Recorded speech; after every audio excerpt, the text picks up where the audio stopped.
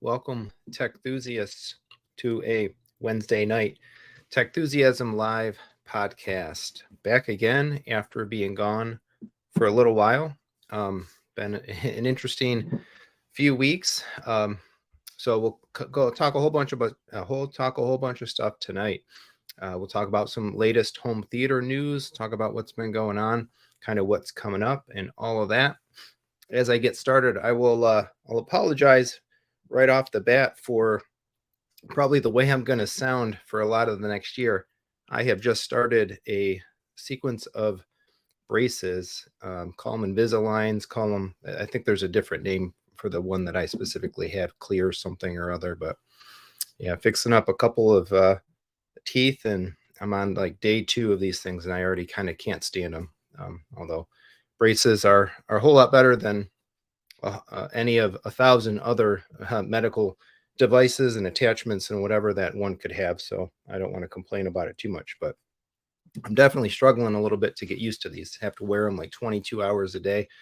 So we'll see. I might end up popping them out for video recording and stuff like that, but I figured I'd give it a try. I got to learn to talk through these. So if you hear a little slurring, you hear a little noise, that's the Invisaligns, but we'll see. I hope it's a whole lot less than a year to run the whole course of these things. But if nothing else, I think I'm going to drop a couple of pounds because I am already tired of trying to eat and take these things out and manage all that stuff. So definitely going to be consuming a few less calories in this next year. But I hope everybody's having a good night. I see folks starting to come in here. Throw up a chat message. Let me know who's out there. I'm sure we've got some channel regulars, maybe some new folks in as well. Let me know who's there. Let me know where you're from. Let me know what you've been doing for the last couple of weeks in your home theaters and whatnot. So it's been a few weeks since we've been live, since we've done a podcast, since I've been on with the stream. Basically spent the majority of the last couple of weeks away on family vacation. I posted some of the snapshots and some reels and those things was one of the community posts, but also along the way to Instagram. We were down in Kentucky, Louisville overnight, and then down into far southwest Kentucky, the Lake Barkley area, for the better part of a week with my family, my parents, some cousins, an aunt, and some other extended family. So we had a great time down there. Lake house rental on Lake Barkley. Lake Barkley isn't the cleanest lake in Kentucky for swimming and all that, particularly the little cove that we were in. But we still did a lot. The land between the lakes area, really nice spot if you're looking for a family vacation. We did a horseback ride through the trails there. They have an elk and bison prairie so close to these bison I could literally have reached out the window of my car and pet one. We did some boating, got the kids tubing, swimming in the lake. We hit like more bourbon distilleries than I probably really should have. I've got enough bottles of bourbon now up in the cupboard to last me probably a decade. Some really awesome food. We went to the Kentucky Horse Park. So really like Kentucky, fun place. We took a day trip as well down to Nashville, Broadway Street, where all the country bars and that stuff are. Had some food down there, and then we went to the Grand Ole Opry the one night. Just the embodiment of an awesome, fun-filled family vacation. So, but I'm back now, and it's time to start putting out some content here. I was a little light on videos going into leaving for almost the week and a half that we were gone. So last week I really just kind of focused on doing some shorts. Thought it was still a good theme of shorts, talking about some of the little gizmo. I don't have any right behind me. I was going to grab one, but some gizmos and gadgets that I use regularly around the home theater space: the light meter, the sound decibel meter, laser level, and then the Blu-ray drive as well. That is sitting over there on the rack right now. So that was able to get some stuff out last week, and I want to get back to some other video production, get some things going on here this week. Hopefully post a video on Friday. I missed an upload on Monday. I think in 2 years of doing this YouTube thing, that may have actually been this past Monday, might have been the one Monday where I didn't have a video upload ready to go. But in any case, I think I should have some interesting stuff coming. We'll be talking about media some more, some other tweaks and things going on in the space,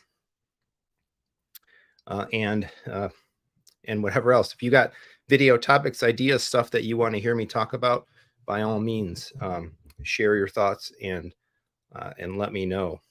So a couple other interesting things, some housekeeping stuff. I threw up, actually, there'll be a post coming out tomorrow. I was playing around with Squarespace, let you put up a bio site. So I was messing around with that. So I've got a Techthusiasm bio site registered now. Pretty neat. I can post it in the chat if anybody wants to take a look and give me some feedback if there's any items for improvement and whatnot in there.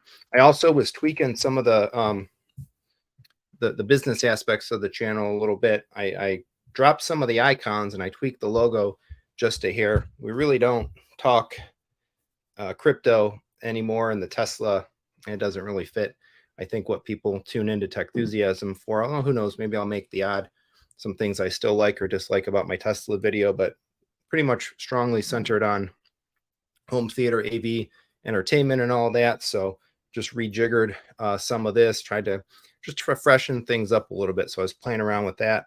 I updated the offerings that are in the spread shop.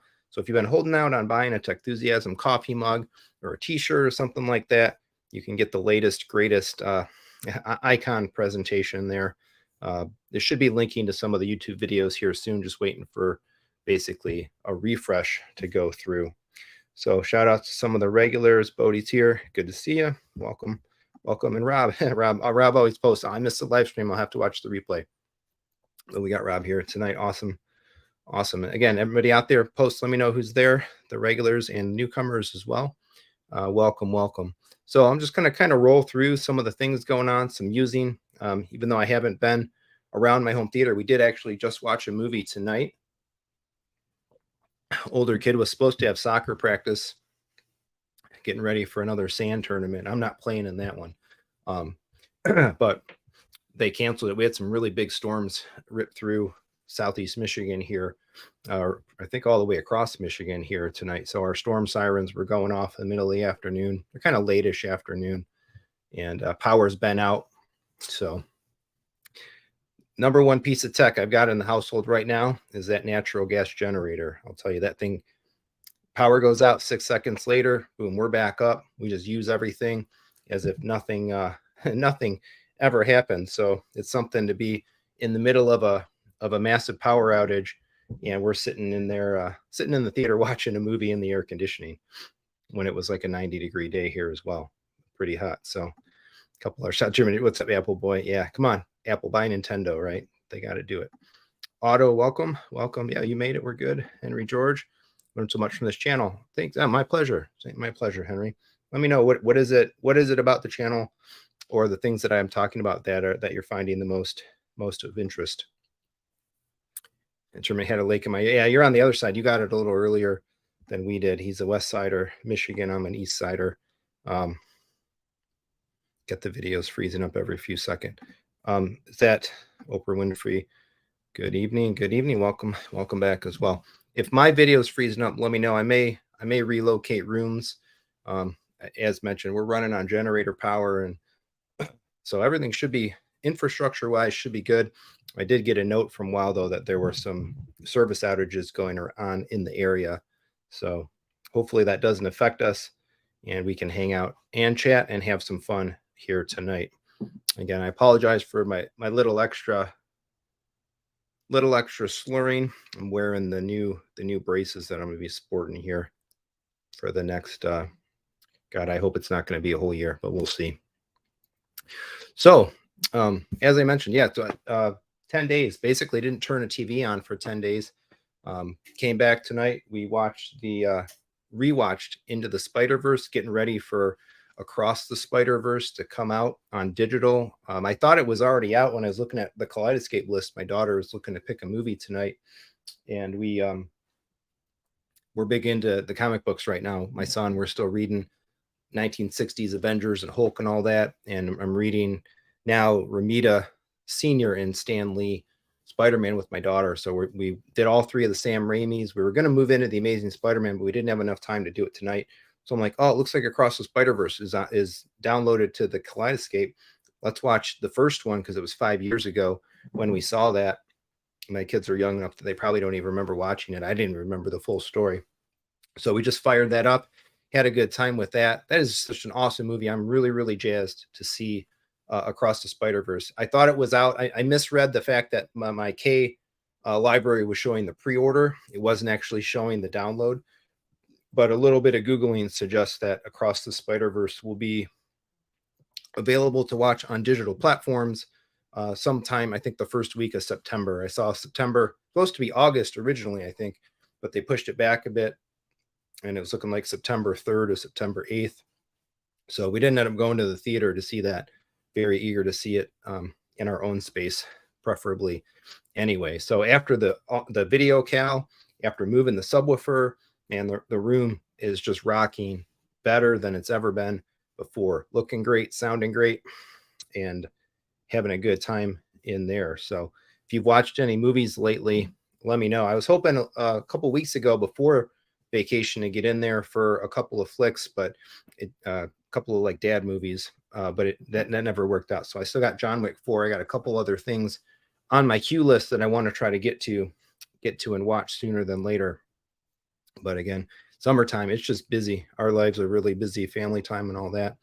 It's hard in the summer. We did watch something else that was pretty cool the other night. Let me pull this up. And it's on Disney Plus. I think it was just recently uploaded or made available to watch. So maybe just a couple of weeks ago was the Stan Lee documentary. So we tend to watch a lot of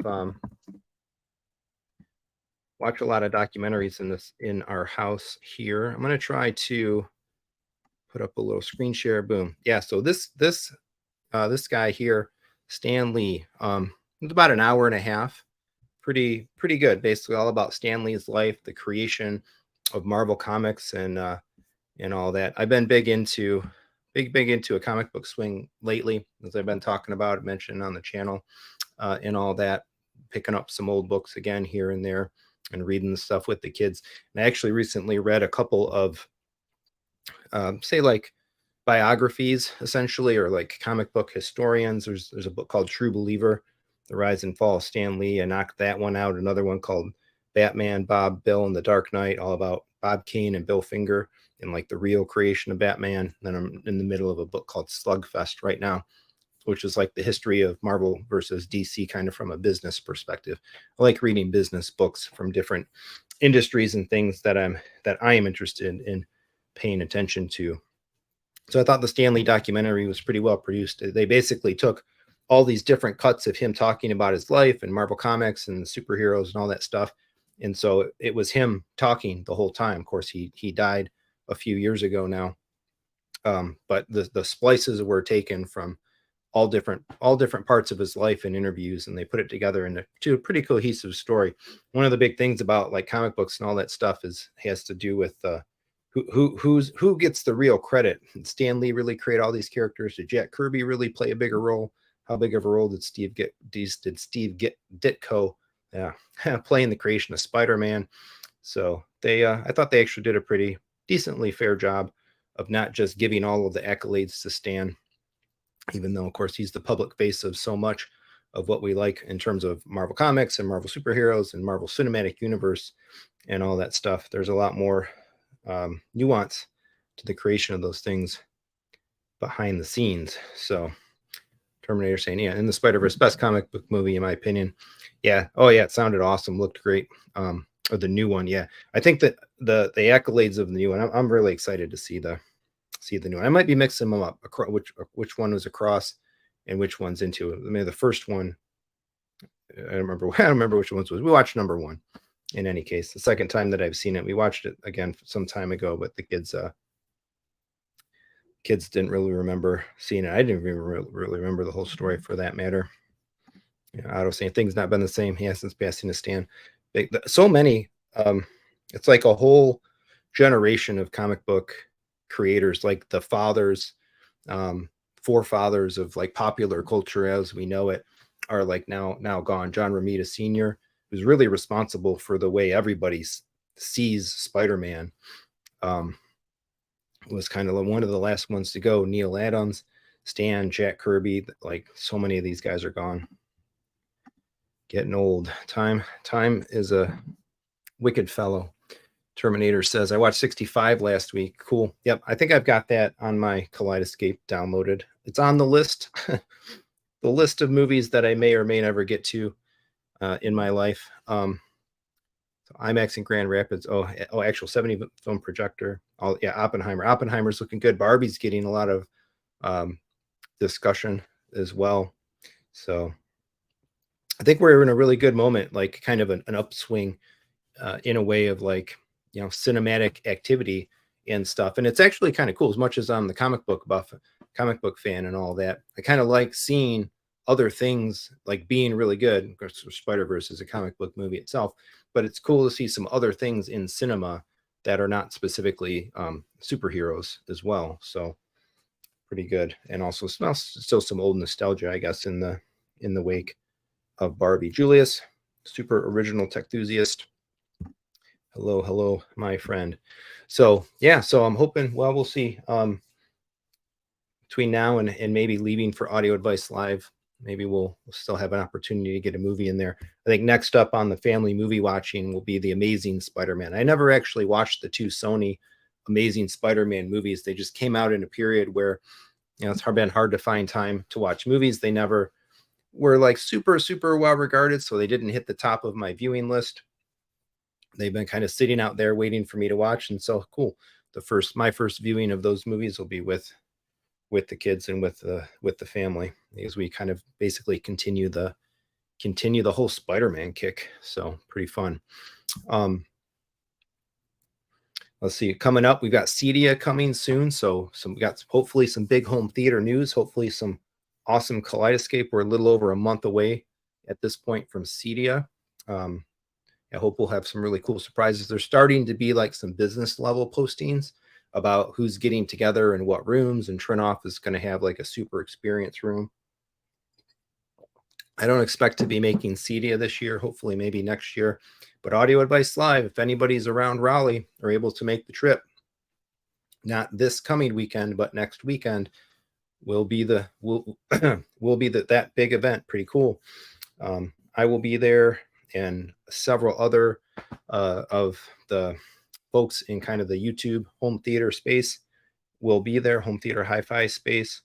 It's looking to be a pretty awesome experience. Anybody go to M-Wave? I would have really liked to have made it to M-Wave as well.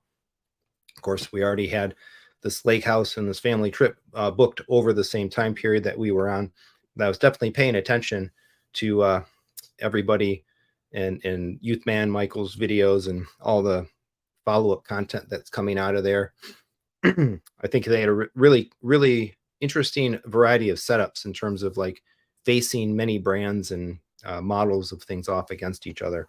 So I'm curious to catch up on some of the M-Wave outtakes and see kind of what were people liking, what was presenting the best in terms of brands and all of that out of that event. So if you went to M-Wave, feel free, share some thoughts and in your experience. It sounded like they're on the right track with that thing. We'll see what they're able to do next year. Maybe be able to attend as well.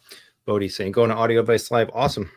Have to find each other in the crowd sometime. Yeah, first audio show of any time. Audio Advice Live was the first audio show last year that I had ever been to as well. I'd never really been to any type of event in this space or in this hobby. Plenty of comic conventions and a couple other fan expo kind of things and stuff like that before, but never anything really in the tech space. So it was really cool being able to listen to so many speakers, different brands and models, and go to different rooms and see the interfaces of all these different types of devices. I think they're going to have quite a few more full-on like home theater spaces this year than they had last year. Just like M-Wave was much bigger, I think much more fleshed out and offered a lot more in year 2 versus year 1. Audio Advice Live is looking to kind of deliver the same. Really good panel discussions and all of that. So I will be there and hopefully get to meet a bunch of folks that know the channel as well. So in terms of other stuff going on in the interim, something that I'll probably spin out a little kind of content about is all the iOS, tvOS, Mac OS public betas are out. So all the 17s are there. I got my Apple TVs updated. I got my Mac running, Sonoma. I got my iPad, my iPhone, everything basically is on the public betas. I pretty much run beta software on just about everything that I use, even my, for work production laptop, so to speak here. I generally trust the public betas pretty well. I've never really had a super bad experience, knock on wood and tempt some fate, with the public. I'd stay away from super fast track developer level betas and so on my machines, but I'm curious to check out some of the things that tvOS 17 is supposed to have. So probably record the video soon about that. But there's some pretty neat stuff across the Apple ecosystem coming in the 17s. A lot of improvements around like messaging and that sort of thing. Subtle changes and whatnot, but we'll see everything that tvOS 17 has to give. Fortunately, we didn't, of course, get bit streaming audio or increased bit rates or any of that. I haven't actually checked in as well on streaming bit rates for a lot of the like bigger movies that have hit, say, availability for streaming on iTunes and the services of late. I did check in. I think like John Wick 4 might have been the last one that I took a look at, and it didn't really have anything super remarkable in terms of its bit rates. But I do want to get back into exploring and taking a look at streaming bit rates and tracking that, just kind of keeping an eye on the progression of things in that space. Some also interesting developments also, I think, in the area around buying stuff in our hobby. It's been if you like finance and you kind of been tracking the economy, we got an interest rate increase again today. By now, the whole country was supposed to burn down in recession, depending on whose information you read. But the stock market's about either hit or about to hit some all-time highs. And it's been interesting paying attention to what some of these home theater companies are starting to do in terms of prices. I think we're starting to see some reductions in some sales, which is pretty cool. Specifically, I think Arundel Sound offered one of their first like discount bonus like package options that they have done before. I don't know if it's still up actually, but for a little while there, I think it was over the course when I was gone, they had a promo to get some free speakers. Kaleidoscape actually did. Not only did we get the MSRP price reduction, I don't remember if I actually was able to spin out the video on that. I kind of need to do a Kaleidoscape pricing independent update video, but they even put out another promo for customers kind of either upgrading for the people that have been dragging their feet on Premier systems and not getting into the current level Strato Terra systems. They're offering like a 15% MSRP of the components in store credits, as well as some pretty nice store credits for buying or adding more storage if you're an existing customer. $500 in movie credits for a 22 terabyte Terra, $1,000 for a 48, and $1,500 for an 88. And of course, well, yeah, these are all very expensive pieces of hardware. But hey, it's better to get $1,000 of free movies than not to, even when you are spending that much money. So that's pretty interesting. I'm curious to see how the economy goes and what specifically these brands and where pricing will go. At the same time, I was trying to get some full corroborating detail on it, and I wasn't able to find a definitive price list. But since it's topical to me, as I've still got 3 of them sitting here, Parasound, I believe, just significantly increased their prices on the other side. I think some of them as much as like 20 or 30%. Specifically on some models, I was trying to look for some prices prior to getting online for the stream here, and it was even actually hard to find them. I know Parasound is under some new management, so they're making some changes, some new ownership and whatnot. Like you go to Crutchfield, they didn't even really have the whole gamut of Parasound amps available on Crutchfield anymore. But so some things are getting more expensive. Some things are getting cheaper, better, deeper promos, and all of that stuff is coming. I actually was ready to place my order as well for the 4-channel Buckeye with Dylan. I messaged him a few days ago now, and if you go to their webpage, Buckeye Amps, he's back ordered until September. So it's interesting, the supply chain, the how things are selling, and how prices and stuff are moving kind of in this hobby. I'm curious, anybody on the stream right now, is there something that you've been looking at? Is it getting better priced? Are you getting ready to go ahead and jump on it? Or are you watching some of the things that you've been considering buying or you have on your want list? Are they actually getting more expensive? Curious to know. Terminator says, how much was the AVM 70 when you bought it? Wasn't expecting it to be 4K when I looked last week. Let's see if we go to AV.com and we take a look at the processors. Yeah, $39.99 for the 70, $74.99. How much was it when I bought it? It was, well, I don't remember, honestly. I'd have to try to dig it up. I want to say it was in the lower threes, and I was able to get mine at a discount. Let me see if I can jump into if I have a receipt here. Of course, I'm not going to share this so much, but I believe I know where I can find the receipt. Yeah, here it is. Let's see. So AVM 70 bought $1229 2021. MSRP, or the price that I paid, was $3,400, $33.99 plus $80 for the racks. So was that $600 cheaper than the current MSRP? I think they've had 2 price increases then since the end of 2021. And then when I actually, maybe 1 price increase, because I remember when I bought it, I got it, I think, at 10% off. They had them in stock at one of the local shops, and I was able to negotiate that. Yeah, when they eliminated the 4K models, yeah, the 8K model increased in price. That's a reasonable time to do it. Looking at Buckeyes. Yep, Buckeyes and AVM 70. That'd be a great combo. Travis saying, I still if it took my dog. Yeah, that might have been as much as an entry level K. I've been talking with one of my friends, community members, one of my earliest consultations as well, where we got on a call and I was given some advice that is just picking up a Kaleidoscape. So we may have an interesting special guest, I think, hopefully coming up. I invited him anyway. We'll see if he accepts to come on the channel and talk about some of his migration through debating to start really building a library digitally, do it with streaming, get into ripping, or do Kaleidoscape. I think having a guest on and talking about kind of their roadmap as evaluating different ways to go about content in our hobby. Of course, one of my near and dear topics that I like to talk about would be pretty fun. So hopefully that will be arrangeable here coming up.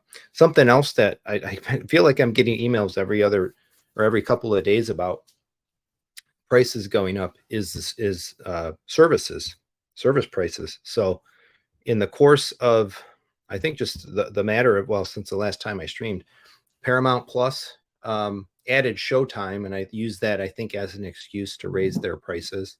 It was hard to qualify how much it cost before versus how much after. They didn't make that so clear in the email, but I think the email was trying to be coy, saying that, more about what they're adding rather than how much more they're going to charge you for it.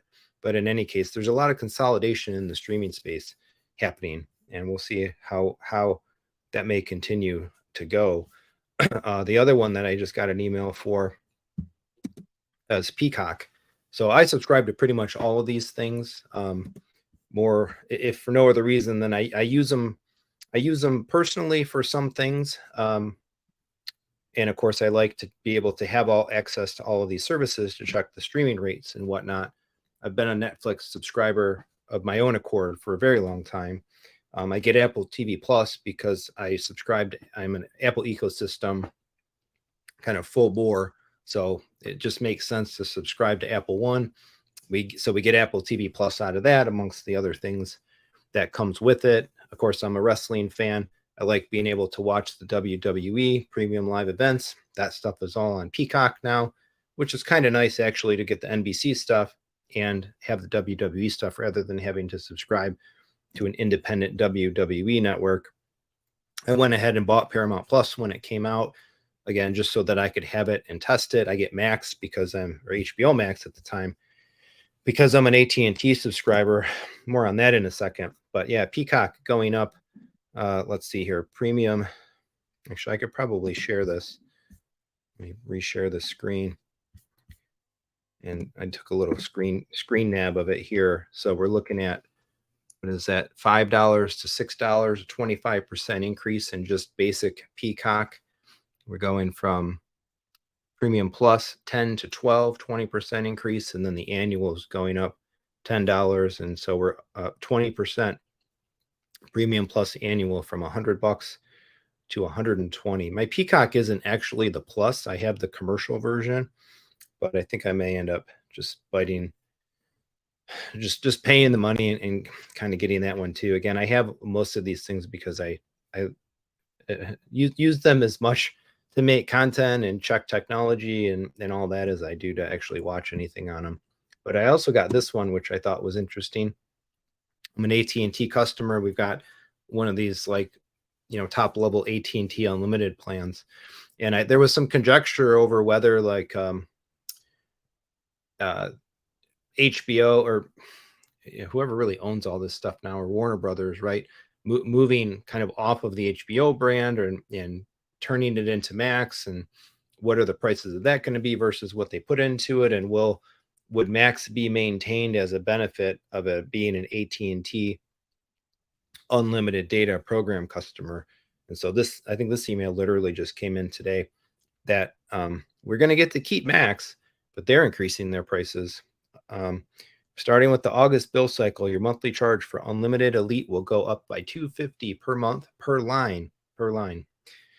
No action is required. You can keep enjoying your benefits of your unlimited elite plan, which includes Max. So the relationships there are staying intact, and Max, at least for now, seems to be sticking around if you're an AT&T customer. So I'm just going to end up taking the hit, I suppose. I don't really expect to change cellular providers, kind of like AT&T. Works well in and around our area, and I think Max is a good benefit to have, I think, versus anything that Verizon or what any of the other companies there might be providing. So yeah, it's really interesting economic times. Got a bunch of stuff going up. We got some things basically reducing in price, getting cheaper. What's going to happen next? We will see. Julius saying he bought his AVM 70 about a year ago, also paid $3,400. There you go. Terminator just bought a pair of Focal 300s. Awesome. Replaced my bookshelf rear surrounds. Yeah, so that'll get you unified in those Focals, right? Replace the Polks. That's great. Awesome. Mario movie hits Peacock August 3rd. Yeah, I got that on Kaleidoscope. I don't think I checked the streaming rates on Mario yet. So there's a few movies that I want to check. I'm thinking maybe instead of doing like a full-on type of face-off for individual films, I may just look at the last, big 5 movies that came to streaming and just kind of quick, check the Apple bit rates or whatever, and just see, do we have any trending up or down or whatnot when it comes to delivered streaming quality. It's Xfinity internet customers can use the word get Peacock Premium for free. Yeah, a lot of bundling. Is happening in there.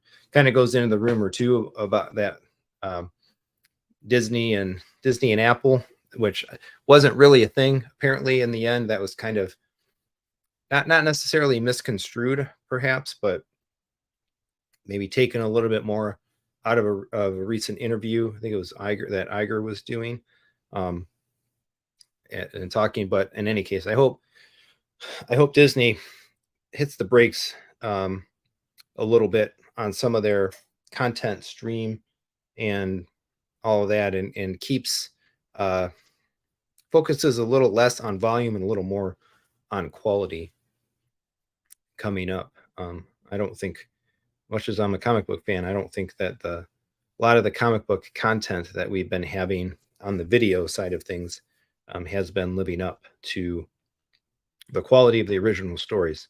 In so many cases, just do your stories. Don't screw them up. Just do your stories. Do your good stories, and they will be awesome on the screen. They don't have to be where they've been going. Bodie's saying, "Oh, I've been to a Grand Rapids Comic Con a few years ago when I was a kid. Yeah, Autorama's in Detroit. Cool. I didn't realize if you were a Michigan guy. Maybe I knew that, and I'm just not remembering offhand. There are quite a few of us in the Techthusiasm community. Pretty cool." So let's see, what else did I have on tap coming up? Things that I'm messing with. So this is an interesting question here. Jeremiah Ulishny, welcome. I think that's a new name. Welcome, my friend. So how well do game controllers work if consoles and rack behind you about 10 feet with couch in the way? This is exactly one of the things I was planning to talk about. So I remain in a state where I've been fighting my computer. It's down here. So I'm down in the basement. There it is. 4090 gaming PC. Got a number of videos on the channel about building the computers, using them in the home theater space. And then the one video I did about basically using your PC like a console is done quite well. And I think still in an accelerating view. I was really proud of that one because I put a lot of time and effort to figure this stuff out for myself and try to make a PC very usable in the living room space. And man, I don't know what it is, but controllers. So let me say, for using a PC, gaming on a PC, I just answered this question a couple times in some comments recently on that specific video as well, which is what do you do for your controllers? Well, I use the Microsoft official wireless controller adapter for Windows. I think they still label it for Windows 10, but it's for Windows 11 and whatnot. It's a little USB stick. You plug it in, hangs off your computer, and it gives you the full-on Xbox wireless protocol connection between your controller and Windows, because they control the whole ecosystem and they can make it work. It's not just a dumb Bluetooth connection. So you get extra stuff. You get all the features of the controller. You get to use the Xbox Accessories app. If you've got Elite controllers, you can customize them and do all the management and all